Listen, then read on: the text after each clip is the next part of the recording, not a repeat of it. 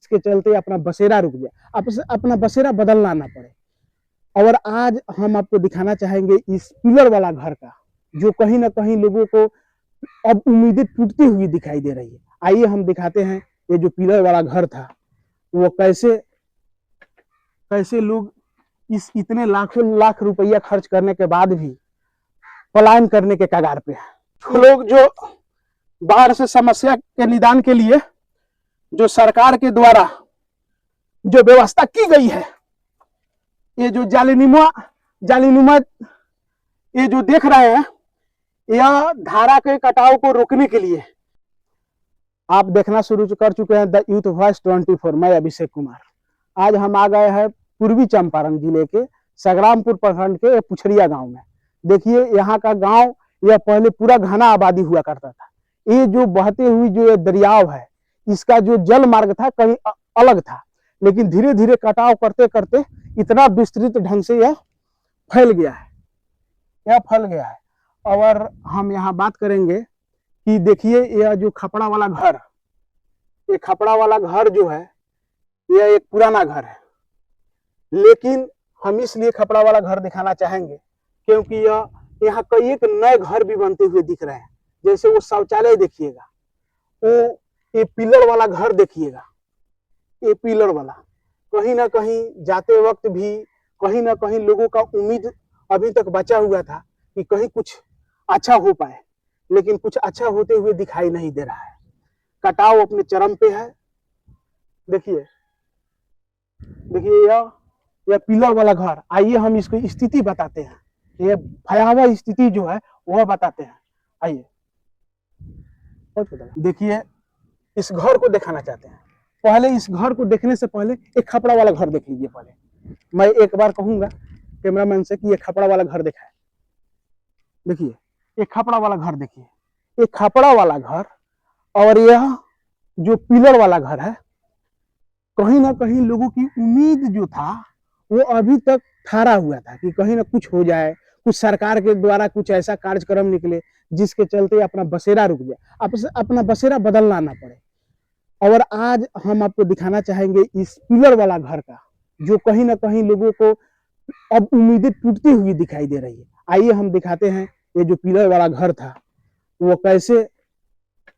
कैसे लोग इस इतने लाखों लाख रुपया खर्च करने के बाद भी पलायन करने के कगार पे छोड़ रहे हैं अपनी वो यादें। जब कोई भी व्यक्ति अपने, देख लीजिए यह सीढ़ी है, देख लीजिए यह सीढ़ी है और ये छत, ये लिंटर, ये कहीं ना कहीं यह दिखा रहा था। ये छड़ देखिए, ये छड़ दिखाइए। ये छड़ लोग 12 mm 16 mm छड़ का यूज करके भी कहीं ना कहीं अपने आप से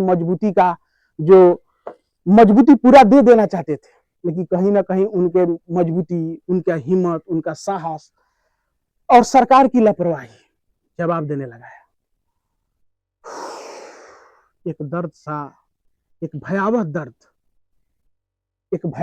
दिखने लगा है। आपको हम एक और चीज बताएंगे। आइए देखिए कैसे कोई व्यक्ति अपना घर बनाने में पूरा जीवन बिता देता है, लेकिन जब घर बनाने के बाद पता चले कि उसके पांव तले जमीन ही खिसक गई तो क्या कहिएगा। एक दर्द और रोआ खड़ा करने वाला दृश्य है। देखिए यह किचन, बहुत बिहार तो अपने आप में एक बेरोजगारी का माल झेल रहा है, उद्योग नहीं है। बाहर लोग जाकर लोग पैसा कमाते हैं, 2 रुपया, घर आते तो लगता है दरियाव में अपना घर ही चला गया। देखिए कितना उम्मीद रहा होगा। ये घर नहीं है, एक सपना है, एक ढहते हुए सपने का एक जो खंडहर दिखाई दे रहा है। यहाँ इस खंडहर घरों में छोटे छोटे बच्चों के वो आवाज मुझे सुनाई दे रही है। वो जो उम्मीदें है, वो हरा भरा परिवार, भरा पूरा परिवार वो बिखरता हुआ दिखाई दे रहा है। और मैं यह दिखाऊंगा, यह भी कमरा दिखाऊंगा। देखिए इस कमरे के खिड़की से चांद नहीं दिखता। बहते हुए दर्दनाक और दर्द से भर देने वाला, जो अंदर दर्द पैदा करने वाला एक दरिया दिखाई देता है। यहाँ आप बच्चे चांद नहीं देखेंगे। खैर यह मैं और दिखाना चाहूंगा। देखिए यह जो होगा, ये शौचालय के लिए यह डिजाइन छोड़ा गया होगा। सब मट्टी में मिलने लायक। लोग यहाँ से पलायन कर रहे हैं। कहीं ना कहीं यह नए घर बनता हुआ जो यह दर्द भरा, जो एक एक यहाँ का ईंट, एक एक छड़, एक एक कण, वो दर्द बयां कर रहा है। हालांकि इस घर में रहने वाले लोगों से हमने कोशिश किया, बात किया, लेकिन वो घर छोड़ चुके हैं। जब बांध टूटता है तो सिर्फ बांध नहीं टूटता, गांव में रहने वाले लोगों के उम्मीद टूट जाता है। पैसे तो चले ही जाते हैं, वो बचपन की वो गलियां, वो कागज की नाव, वो बारिश की कश्ती, सब बह जाते हैं। आज हम आपसे बात करेंगे कि सिर्फ बांध नहीं टूटता, टूट जाते हैं बेटियों के शादी के सपने, छूट जाते हैं बच्चों के स्कूल। और जब हम जहाँ बड़े होते हैं, जहाँ की गलियों में खेलते हैं, कूदते हैं,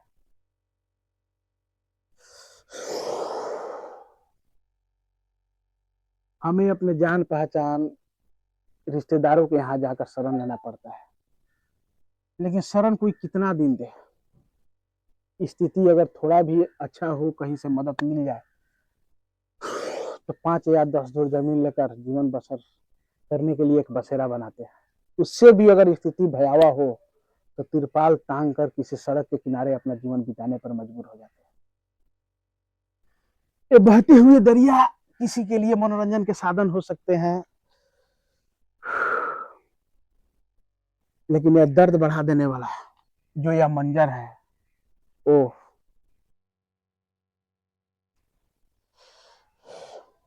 देखिए, बहुत जोखिम भरा हम लोग वीडियो शूट कर रहे हैं। जंगले के खिड़की से बारिश की रिमझिम बारिश नहीं दिख रहा है, दर्द भरा माहौल, जो दरिया जो ये दिख रहा है, ये माने इतना डर लग रहा है, यह घर भी कब कटाव में बह जाए, कब निकल जाए, देर नहीं लगने वाला। खिड़कियों से जब चांद के टुकड़े नहीं, जब चांद आसमां के तारे नहीं, यहाँ तो दर्द ही दिखता है। असल में हम आपको एक चीज बताना चाहेंगे कि यह जो दरियाओं का ये जो बहाव आप दिख रहे हैं, यह बहाव जो वहां उधर था, बहुत उधर, वो जो उजला उजला जो टीला दिखाई देख रहा है, वो ओरिजिनलता बांध का उधर था बहाव। लेकिन एक बार बारिश की वजह से और सरकार की नाकामी, कहीं सुखाड़ है, कहीं सूखे से लोग परेशान है। मात्र सूखे से परेशान ज्यादा दूरी पर लोग नहीं है, 20 किलोमीटर 15 किलोमीटर की दूरी पर लोग सूखे से परेशान है। जहां नहरें निकाली गई थी इसी धारा को मोड़ने के लिए, इसी पानी को डाइवर्ट करने के लिए, उस नहर से पानी लोगों के खेतों तक नहीं पहुंच रहा है। और जिसके वजह से देखिए, एक बाहर के कगार पर यह गांव है, और दूसरी ओर जहां एक 15 किलोमीटर की दूरी पर, मात्र 20 किलोमीटर की दूरी पर, मात्र 10 किलोमीटर की दूरी पर लोग सुखाड़ से ग्रसित है, फसलें नहीं हो रही है। सरकार जब कोई अपना आशियाना छोड़कर जाता है ना, तो सवाल उठना लाजमी हो जाता है, हर चीज पर सवाल उठता है। सरकार का नीति देखिए, जहां हम लोग जिस जगह पे हैं, यह भी किसी विधानसभा के अंतर्गत आता होगा, यह भी किसी पंचायत के अंतर्गत आता होगा। किसी भी पंचायत विधानसभा को डेवलप करने के लिए कई एक अधिकारी होते हैं, वीडियो हो, थाना प्रभारी हो, फोर्सें होती हैं सुरक्षा के दृष्टिकोण से, जनता की आवाज उठाने वाले जनप्रतिनिधि होते हैं। सभी होने के बावजूद भी सरकार क्या कर रही थी? अगर सरकार कुछ कदम उठाती तो लोगों का जो ये उम्मीद था, यह उम्मीद नहीं ढरा होता। सरकारें या तो उसके सरकार की इंजीनियर आकर यह बोल देते कि यह इस धारा के 10 किलोमीटर 5 किलोमीटर 2 किलोमीटर दायरे तक अब घर बनाना उचित नहीं है, मत बनाइए, तो लोग इतना पैसा खर्च नहीं कर पाते। भोले भाले जो जो गांव वाले होते हैं, जो बाहर भीतर जाकर अपना पैसा कमाते हैं, तो सरकार को कुछ गाइडलाइन पारित पारित करना चाहिए था। लेकिन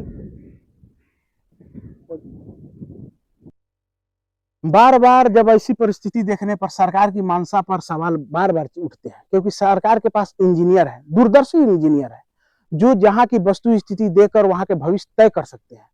अगर यहाँ की धारा से यह समस्या इन गांव वालों को अगर होता, या सरकार अगर गंभीरता पूर्वक लेती, हम मानते हैं कि इस धारा की वह नहीं रोक सकती है, लेकिन सरकार अगर इस जो समस्या को गंभीरता पूर्वक लेती तो यहाँ गांव वालों को पहले ही चेताया जा सकता था, जिससे वे अपने घर को बनाने में इतने रुपया पैसा खर्च नहीं करते। लेकिन कहीं ना कहीं सरकार की लापरवाही, जनप्रतिनिधियों की लापरवाही, अधिकारियों की लापरवाही देखने को मिल रही है।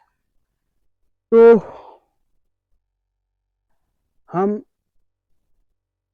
यहाँ का एक एक दृश्य, एक एक घर, ये धारा नहीं बह रही है, लोगों की उम्मीदें बह रही है, लोगों का एक साहस बह रहा है। देखिए, आप देखना शुरू कर चुके हैं द यूथ वॉइस 24। कुछ लोग जो आ रहे हैं, ये लोग, कुछ लोग तमाशा भी देखने आ रहे हैं, कुछ लोग मनोरंजन के माध्यम से भी आ रहे हैं, कुछ लोग सहानुभूति के माध्यम से आ रहे हैं, हम मीडिया वाले इन लोगों की समस्या दिखाने के माध्यम से आ रहे हैं। लेकिन सरकार के जो प्रयास होनी चाहिए थी इस धारा को मोड़ने के लिए, वो तो नहीं दिख रहा है। हाँ, कुछ सामान गिरे हुए हैं, वो भी आपको हम दिखाएंगे। देखिए, आप देखना शुरू कर चुके हैं द यूथ वॉइस 24। हम लोग जो बाहर से समस्या के निदान के लिए जो सरकार के द्वारा जो व्यवस्था की गई है, ये जो जालीनुमा ये जो देख रहे हैं, यह धारा के कटाव को रोकने के लिए इसके यह जाली को नीचा रखकर उसके ऊपर पत्थर रखकर जो यह एक टेम्पररी जो बांध को मजबूत करने के लिए जो सरकार के प्रयास किया गया था। सरकार तो सही समय पर अपने सामान को गिरा ही दी थी, जाली को भी गिरा दी थी, लेकिन लापरवाही, सुस्ती, आलस, तो उसको छूट करने की जरूरत है जनता के द्वारा भी। और सरकार जो जनता के बागडोर को अपने हाथों में पकड़े हुए हैं, तभी हम इन विभिन्न तरह की समस्याओं से निजात पाएंगे। और जो यह दिखाइए, जो यह जाली, जो यह बड़े बड़े पत्थर के टुकड़े, इन टुकड़ों को हम सही समय पर बांध को, मजबूत बांध को निर्मित कर सकते थे और कटाव, भारी कटाव से लोगों को निजात पा सकते थे, निजात दिला सकते थे और लोगों के चेहरे पर मुस्कुराहट ला सकते थे। हम सफर में ही हैं, चुनावी बिगुल भी बज चुकी है। इसी तरह के खबर को और नए शख्सियत से रूबरू होंगे इसी तरह के जन समस्याओं को लेकर। तब तक आप देखते रहिए द यूथ वॉइस 24।